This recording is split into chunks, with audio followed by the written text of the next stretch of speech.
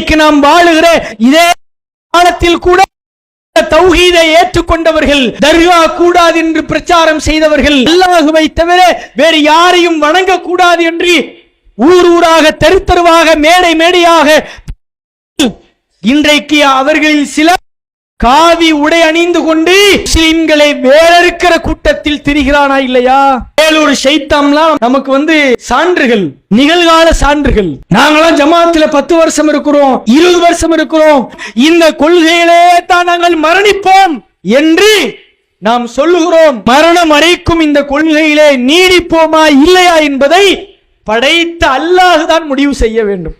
அதனால தான் அல்லாஹ்வின் தூதரவர்கள் ஒவ்வொரு நாளும் கேட்டார்கள், யா முகல்லிபல் குலூப் சப்பித் கல்பி அலா தீனிக்க. உள்ளட்டுகிற இறைவா, என் உள்ளத்தை உன் மார்படி நிலைத்திருக்க செய் என்று அல்லாஹ்வின் தூதரவர்கள் ஏன் கேட்டார்கள்?